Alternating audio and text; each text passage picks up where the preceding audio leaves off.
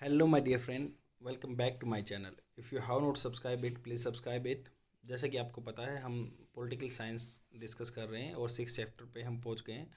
And sorry for particular delay for this video because I was busy in some important work. And today onwards I will try to make video on the frequent basis about the political science.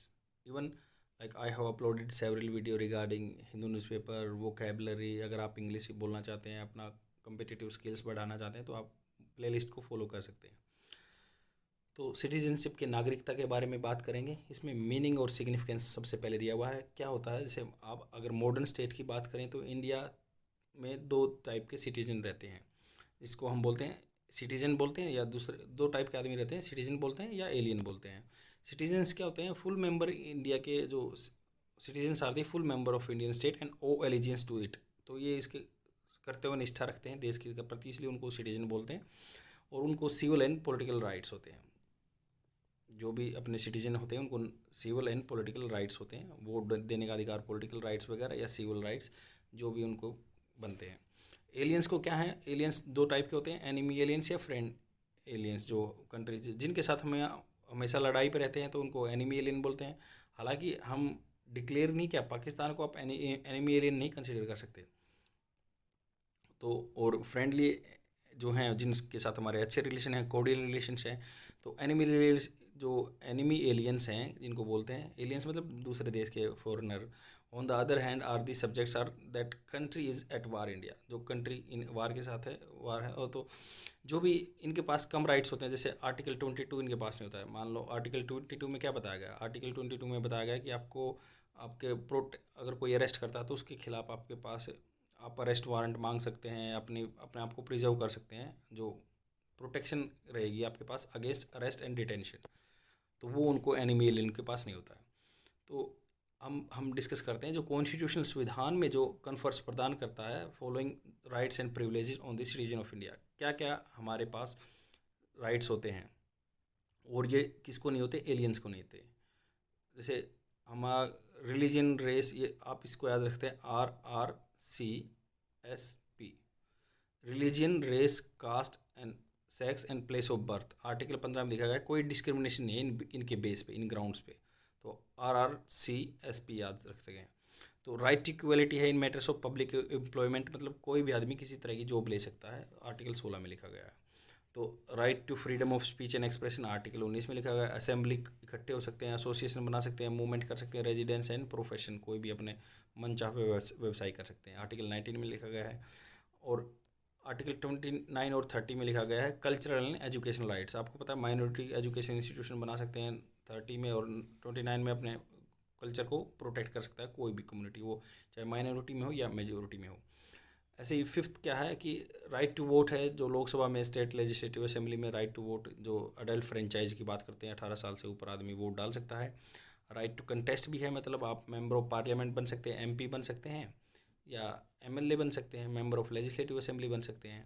तो certain public office भी आपके पास right है, like president भी बन सकते हैं, vice president बन सकते हैं अगर आप यहाँ के सिटीजन हैं, जजेस भी बन सकते हैं। और आपको बता दूं कि जो जनरलाइजेशन उस वे से सिटीजनशिप ले रहता है वो बन सकता है यहाँ पे प्रेसिडेंट वगैरह। बट USA में क्या है, जो बाई बर्थ ही वहाँ पे जो वहाँ का है बंदा, जिसने वहाँ जन्म लिया हो, वही वहाँ पे प्रेसिडेंट बन सकता है। तो आगे चलते हैं, कॉन्स्टिट्यूशनल प्रोविज़न क्या है, जो संविधान में क्या प्रोविज़न दिए गए हैं सिटीजनशिप के बारे में। तो कॉन्स्टिट्यूशन में कुछ ज़्यादा नहीं दिया गया है। आर्टिकल 5 से 11 के बीच में बताया गया है सिटीजनशिप, नागरिकता के बारे में आर्टिकल है। तो however it contains neither any permanent or nor any elaborate provision in this regard. ना तो कोई परमानेंट इसमें तरीका बताया गया कि ये आदमी सिटीजन बन सकते हैं, या कोई एलोबरेट बढ़ा चढ़ा के नहीं बताया गया, कोई प्रोविजन नहीं है।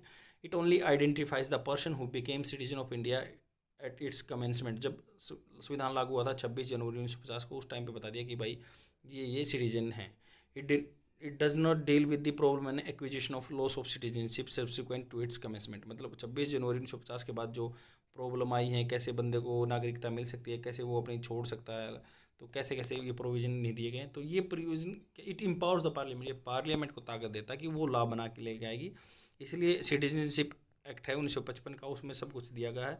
और ये हर बार हैज़ बीन अमेंडेड, मतलब कई पैसिव फॉर्म में बात की गई है, विच हैज़ बीन अमेंडेड, बहुत बार अमेंड किया गया फ्रॉम टाइम टू टाइम, किसके द्वारा? आर्टिकल 368 के अंदर होता है, कोई भी लॉ अमेंड होता है संविधान का प्रोविजन। तो according to the constitution the following categories of person become citizen, कौन कौन सिटीजन बन सकते हैं इसके लागू होने के बाद 26 जनवरी 1950 के बाद। तो पहला क्या पॉइंट है, person who had his domicile in India. Domicile आपने बनवाया होगा कभी भी, डोमिसाइल सर्टिफिकेट, जो यहाँ का निवासी है, डोमिसाइल है, डोमिसाइल सर्टिफिकेट बना हुआ है। Also fulfil any one of the 3 condition viz, namely, मतलब विज क्या होता है, नेमली, कौन कौन सी 3 कंडीशन है, इन 3 कंडीशनों में से वन ऑफ, एक कोई भी फुलफिल हो जाए। एक तो यहाँ पर डोमिसाइल हो, डोमिसाइल सर्टिफिकेट बना हो उसका, या फिर इन तीनों में से एक कंडीशन कौन सी, या तो यहाँ पे पैदा हुआ हो, या फिर उसके पेरेंट्स पैदा हुए हों यहाँ पे, या फिर क्या है थर्ड की ऑर्डिनरली, ऑर्डिनरली क्या है, पिछले 6 महीने से यहीं पे रह रहा हो, और 4-5 years immediately before the commencement of the constitution. तो ये बोल रहे हैं कि या तो वो ऑर्डिनरी रेजिडेंट, मतलब ऑर्डिनरी सामान्य रेजिडेंट किसको बोलते हैं, रहने वाले को, इन इंडिया 4-5 ईयर्स, 5 साल से यहाँ रह रहा हो, immediately before the commencement of the constitution become a citizen of India.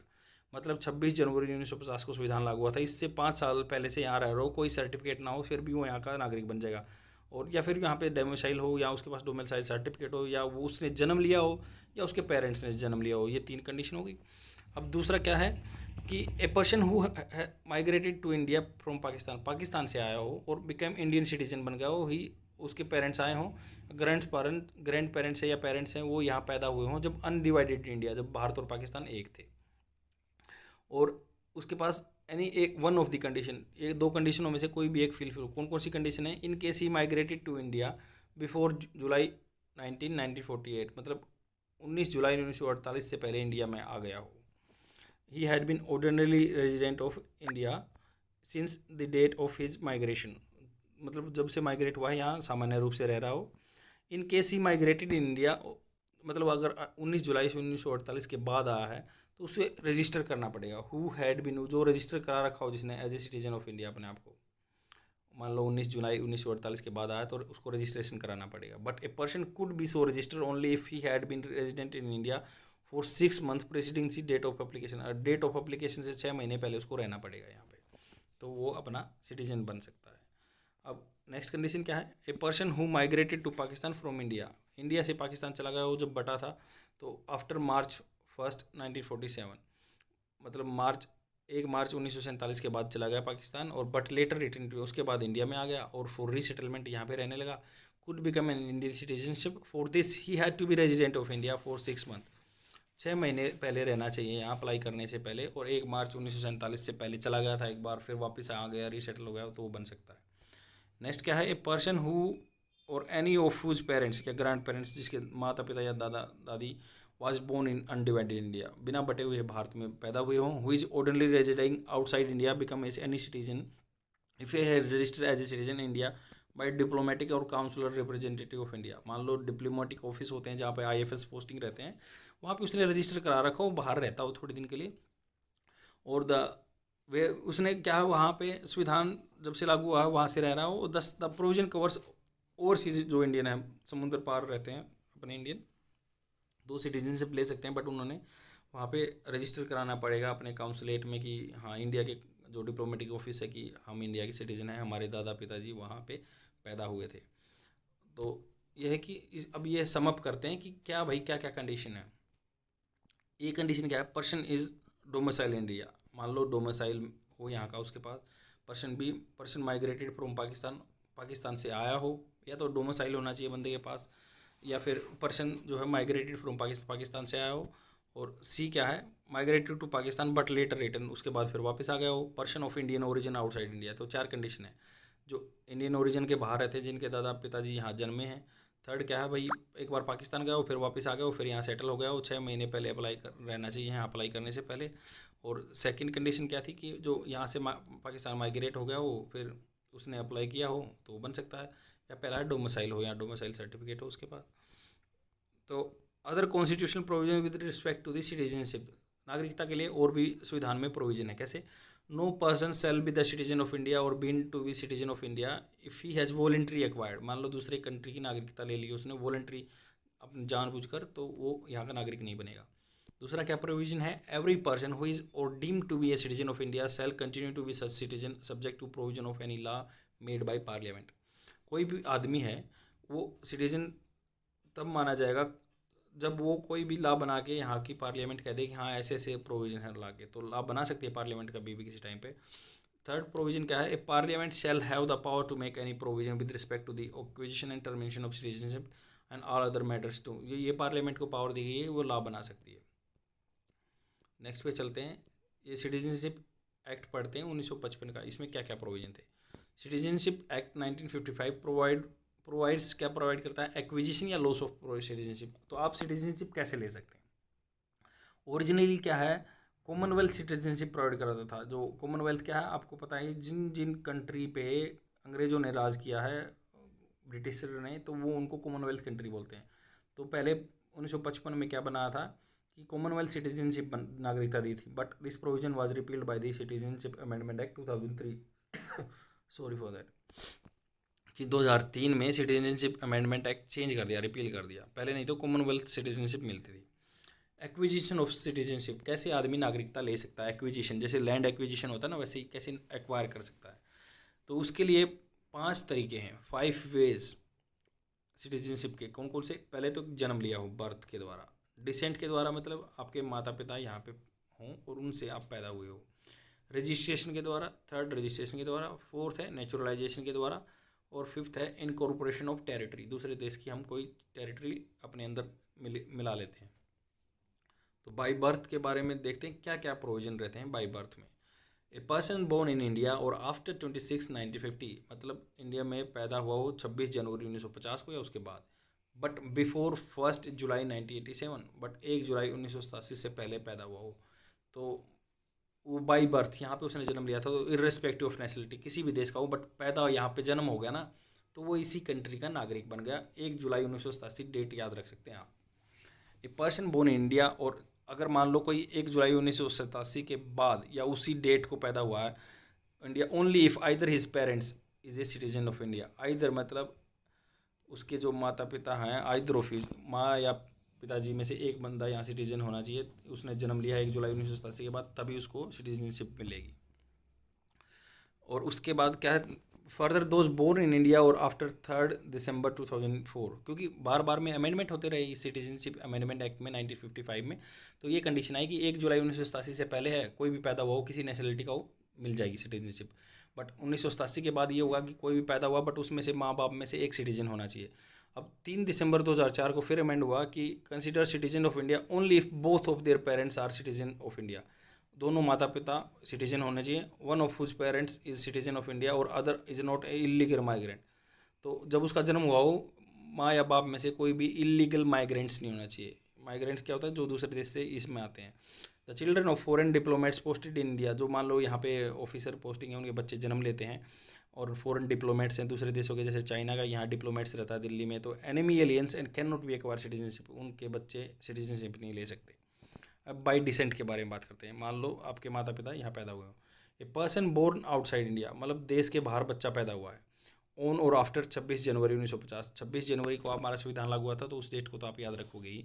But before, अब ये कट ऑफ डेट याद रखनी है, 10 दिसंबर 1992, 10 दिसंबर 1992 से पहले कोई बच्चा बाहर देश में पैदा हुआ है बाई डिसेंट। बाई डिसेंट मतलब अगर उसकी माता पिता, if father of was a citizen of India at the time of birth, मान लो उसके पिताजी, उनका बच्चे का जन्म हुआ, उनके पिताजी यहाँ पे वो सिटीजन्स थे यहाँ इस कंट्री के, तो वो क्या है ऑटोमेटिकली बाई डिसेंट, मतलब by the virtue of like getting born from that particular person, he would get citizenship, बच्चे को वो मिलेगी citizenship. A person born outside India, अगर मान लो बच्चा बाहर पैदा हुआ है 10 दिसंबर 1992 में या उसके बाद, considered a citizen of India if either of his parents is a citizen of India at the time of the, पहले क्या था फादर फादर की कंडीशन थी, बट 10 दिसंबर 1992 की बात है, आइदर कोई भी माँ हो या पिताजी हो उस टाइम पे, उसका आइदर ऑफ हिज पेरेंट्स कोई भी हो सकता है सिटीजन यहाँ का। दिसंबर 3 फिर अमेंडमेंट आया 2004 में कि onwards a person born outside India, कोई बाहर पैदा हुआ है, shall not be a citizen of India by descent, मान लो वो बाई डिसेंट से सिटीजन नहीं होना चाहिए, unless his birth is registered at the Indian consulate within the 1 year of the date of birth. मतलब बच्चे का 1 साल के जन्म के अंदर अंदर उसने बाहर रजिस्टर कराना है, और with the permission of the central government after the expiry of this, अगर मान लो एक्सपायरी पीरियड हो जाता है तो सेंट्रल गवर्नमेंट की परमिशन लेकर उसको रजिस्टर कराना है। N application for registration of birth of minor child, मतलब छोटे बच्चे की जो है रजिस्ट्रेशन कराने के लिए, to an Indian consulate shall be accompanied by undertaking in writing from the parents of such minor child, मतलब अंडरटेकिंग देनी पड़ेगी माता पिता को। She does not hold the passport of another country, उस बच्चे के पास, जैसे मान लो आपको मैं एग्जांपल देना चाहूँगा, ललित शौकीन हैं। ललित शौकीन आपको पता है अमेरिका में रहते हैं, वो फेमस यूट्यूबर हैं और कॉमेडी के वीडियो बनाते हैं। तो मान लो उनका बच्चा जन्म हुआ बाहर देश में, बट ललित शौकीन इंडिया के सिटीजन हैं। इंडिया के सिटीजन है तो बाई डिसेंट उनको, अगर मान लो 1992 के बाद या 2004 के बाद, तो उनको रजिस्टर कराना है 1 साल में काउंसलेट ऑफिस में, जो वहाँ अमेरिका में इंडिया का होगा, तभी उनको सिटीजनशिप मिलेगी। और अंडरटेकिंग देनी पड़ेगी कि यूएसए का पासपोर्ट नहीं रखेंगे। Further a minor child, minor है जो 18 साल से नीचे है, who is citizen of India by virtue of descent is also a citizen of any the country shall be cease to citizen of India. मान लो दूसरे कंट्री की भी सिटीजनशिप ले रखी तो ऑटोमेटिकली उसकी डिसीज हो जाएगी सिटीजनशिप। बाई रजिस्ट्रेशन में है क्या प्रोविजन है, मान लो आप रजिस्टर करा के अपना नाम कैसे सिटीजनशिप ले सकते हैं। सेंट्रल गवर्नमेंट में ऑन एन एप्लीकेशन में है क्या, अनसर्टेनिटी है, आप जान सकते हैं कि हो सकता है। On an application register as a citizen of India any person not being an illegal migrant, तो सेंट्रल गवर्नमेंट अपनी विचार विमर्श से दे सकती है उसको सिटीजनशिप, अगर वो इलीगल माइग्रेंट नहीं है तो बिना तरीके से यहाँ इंडिया में घुसा नहीं हो। If he belongs to any of the following category, कौन सी कैटेगरी में से, a person of Indian origin who is originally resident in India for 7 years, 7 साल से रह रहा है, before making an application for registration, application डालने से पहले 7 साल से इंडिया में रह रहा है और इलीगल माइग्रेंट ना होना चाहिए। दूसरा क्या प्रोविजन है, a person of Indian origin, Indian origin मतलब उसके दादा पिता या कोई भी रहा हो, who is ordinary resident in any country और प्लेस आउटसाइड अनडिवाइडेड इंडिया, तो वो रहा हो, मान लो अनडिवाइडेड इंडिया में रहा हो यहाँ पे। A person who is married to citizen of India, मान लो कोई बाहर का है, इंडियन लेडीज से मैरिड या जेंट्स से मैरिड कर लिया ये लेडीज से, तो who is married to a citizen of India is ordinary resident in for 7 years, so 7 साल से यहाँ पे रह रहा है। मान लो यहाँ शादी करके आ गया कोई, मान लो लड़की आ गई कोई बाहर देश की, अमेरिका की लड़की, यहाँ शादी कर ली, 7 साल से यहाँ रह रही है, अप्लाई कर सकती है रजिस्ट्रेशन के लिए, हो जाएगा। Minor children of the person who is are citizen, मान लो कोई यहाँ पे सिटीजन है, उनके माता पिता, उनका कोई बच्चा है तो वो भी रजिस्ट्रेशन कराते हैं, आपको पता है कि बर्थ सर्टिफिकेट बनवाते हैं। A person of full age and capacity whose parents are registered as citizen of India, मतलब 18 साल हो गई उसकी, and capacity whose parents are registered as, उनके पिताजी माताजी हैं रजिस्टर्ड सिटीजन हैं, तो वो भी बन सकता है। A person of full age and capacity who either of his parents was earlier citizen of independent India, मान लो इंडिपेंडेंट इंडिया के उनके माता पिता में से कोई एक था और 12 मंथ से बच्चा इमीडिएटली बिफोर मेकिंग यहाँ रह रहा है, तो वो भी यहाँ पे सिटीजन बन सकता है। A person of full age and capacity who has been registered as an overseas citizen of India, तो कोई भी है, मतलब पूरी एज होगी 18 साल से, वो OCI कार्ड होल्डर, बताओ ओवरसीज मतलब समुद्रों से पार, citizen of India, card holder जिसके पास कार्ड है फॉर 5 ईयर, 5 साल से कार्ड है उसके पास, who is ordinary resident India for 12 months, 12 महीने रहना चाहिए एप्लीकेशन अप्लाई करने से पहले, OCI card holder. A person who shell be deemed two of Indian origin if he और आइदर ऑफ हिज पेरेंट्स, कोई भी उसके पिताजी माताजी was born in undivided India, मतलब जब भारत बटा नहीं था, in such other territory which became part of India after 15 August 1947, all the above category, मतलब कोई भी बच्चा पैदा हुआ हो, पर्सन शैल बी डीम्ड, उनको सिटीजन माना जाएगा कि वो यहाँ पे इंडिया में बिना डिवाइडेड इंडिया में रहा हो, या उसके आइदर ऑफ हिज पेरेंट्स, कोई भी माता पिता में से एक रहा हो, इंडियन ओरिजिन का हो, वो अप्लाई कर सकता है यहाँ पे। बाई नेचुरलाइजेशन, नेचुरलाइजेशन से कैसे, द सेंट्रल गवर्नमेंट में ऑन एप्लीकेशन में भी वही पॉसिबिलिटी अप्लाई ऑन एप्लीकेशन, कोई एप्लीकेशन डालेगा, grant a certificate of naturalisation to any person not been an illegal migrant, illegal migrant होना नहीं चाहिए। ही पोजेसेस द क्वालिफिकेशन, क्या क्वालिफिकेशन होनी चाहिए, he is not subject or citizen of any country where citizens India prevented from become subjects or citizen, मतलब यहाँ के आदमी वहाँ सिटीजनशिप नहीं ले सकते, वहाँ का आदमी यहाँ भी सिटीजन नहीं बन सकता। दूसरा क्या है कि अगर कोई भी सिटीजन है, नागरिक है of any country, he undertakes और the renounce citizen of that country which is in the event of his application for Indian citizenship being accepted, तो मान लो कोई बंदा अपनी वहाँ की नागरिकता अंडरटेकिंग दे देता कि मैं रिनाउंस करूँगा, वहाँ की सिटीजनशिप को छोड़ दूंगा, यहाँ अगर अप्लाई करूँगा तो वो बन सकता है यहाँ पे। और अगर मान लो कोई बंदा है that he has either resided in India, India में रहा हो, और been in service of the government of India, partially the one and partially the other, throughout the period of 12 months immediately preceding this date. अगर मान लो यहाँ पे नौकरी कर रहा है और 12 गवर्नमेंट डिपार्टमेंट में और 12 महीने पहले यहीं रह रहा है तो वो अप्लाई कर सकता है। यह है कि 14 years immediately preceding this said period of 12 months. मान लो 12 महीने से अगर अप्लाई करने से पहले 14 साल यहाँ पे रह रहा है बंदा, 14 ईयर्स से रह रहा है, तो ही has either resident in India or been service of government, यहाँ पे नौकरी कर रहा हो तो उसको मान लो बीच में कहीं गया भी हो बट टोटली एग्रीगेट 11 साल होने चाहिए तभी वो यहाँ अप्लाई कर सकता है। गुड कैरेक्टर का हो तभी भी दे सकते हैं, अगर गुड कैरेक्टर है तो ऑटोमेटिकली नेचुरलाइजेशन से मिल जाएगा। या लैंग्वेज की नॉलेज हो यहाँ पे 8 शेड्यूल में जो संविधान में दिए गए हैं हमारे उसमें, या सर्टिफिकेट ऑफ नेचुरलाइजेशन दे सकते हैं। तो हम इफ़ इनसे मान लो उसका उद्देश्य है कि मैं यहाँ इंडिया में रहूँगा और उसने अच्छा, मान लो गवर्नमेंट समझे कि ये अच्छा आदमी है, यहाँ पे अच्छा करेगा, कुछ बढ़ावा देगा देश को, तो उसके लिए भी हम उसको नेचुरलाइजेशन से दे सकते हैं। अगर उसने डिस्टिंग्विश सर्विस दी हो, आर्ट लिटरेचर में, पीस में हूँ मैं, तो इनकॉर्पोरेशन ऑफ टेरिटरी के द्वारा भी सिटीजन बन सकते हैं। कैसे, मान लो कई जगह हम हथियार लेते हैं तो उससे भी सिटीजन बन सकते हैं। If any foreign country becomes a part of India, मान लो टेरिटरी कोई बन जाती है इंडिया की part, the government of India specifies the person who among the people of the shall be the citizen of India. कोई भी सिटीजन बन सकता है। For example Puducherry became a part of India, government of India issued a citizenship Puducherry order 1962 and under the citizenship act. मतलब पौंडीचेरी हमने लिया था उनसे बाद में, तो 1962 में हमने ऑर्डर इशू किया, वहाँ के आदमी वहाँ के सिटीजन बन गए। या स्पेशल प्रोविजन क्या है, citizen covered by the Assam accord. Assam accord के द्वारा जो क्या है स्पेशल प्रोविजन दिए गए हैं सिटीजनशिप बनने के लिए। The citizenship amendment act CAA आपको पता होगा 1985 edit the following special provision. Assam accord के तहत कौन कौन बन सकते हैं। All person of Indian origin who became the Assam who came to Assam before January 1966, मतलब 1 जनवरी 1967 से पहले आ गए, बांग्लादेश से असम में घुस गए। Who have been ordinary resident Assam since the date of their entry into Assam shall be deemed. तो 1 जनवरी 1966 से पहले जो इंडिया में घुस गया बांग्लादेशी, वो असम का सिटीजन बना दिया। Every person of Indian origin who came to Assam or after, मान लो 1 जनवरी 1967 के बाद आया बट 25 मार्च 1971 से पहले आया है, from the Bangladesh who has been ordinarily resident in Assam since the date of his entry and who has been detected as a foreigner shall register himself। उन्होंने register करा लिया है foreigner as a foreigner। such a registered person shall be deemed to be citizen of India for all purpose from the date of expiry of period of 10 years from the date of detection of foreign। मतलब 10 साल के तक वो citizen रह सकता है उसने अगर अपने आप को फॉरेनर रजिस्टर कराया है तो।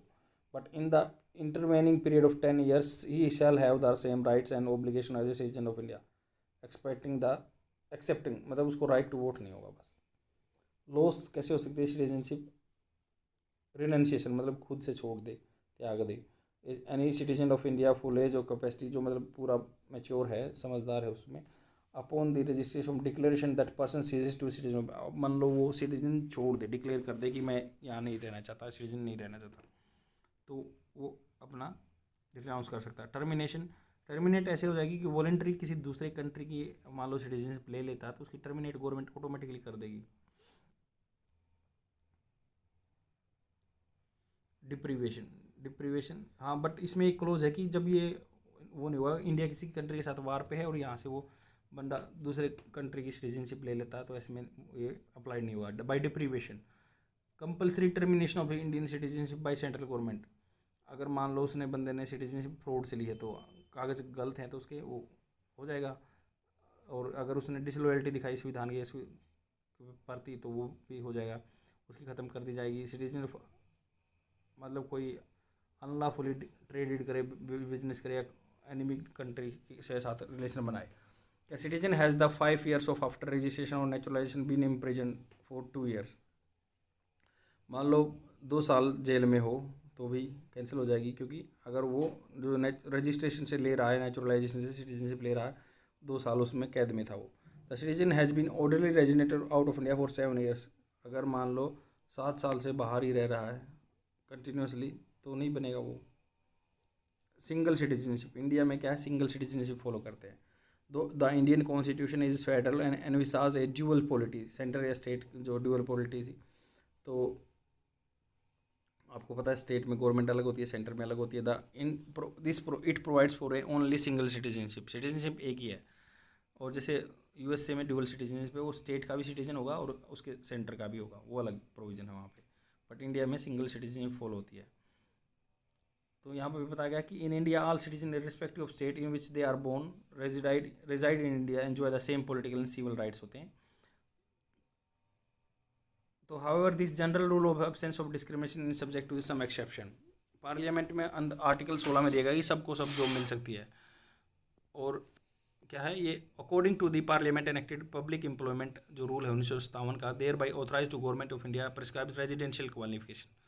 तो आपको पता है कि रेजिडेंशियल क्वालिफिकेशन कई जगह डोमिसाइल सर्टिफिकेट मांगते हैं only for non gazetted post in Andhra Pradesh. जैसे आंध्र प्रदेश में वो नॉन गेजेटेड पोस्ट पे आंध्रा के आदमी लगेंगे, हिमाचल प्रदेश में, मणिपुर में, त्रिपुरा में।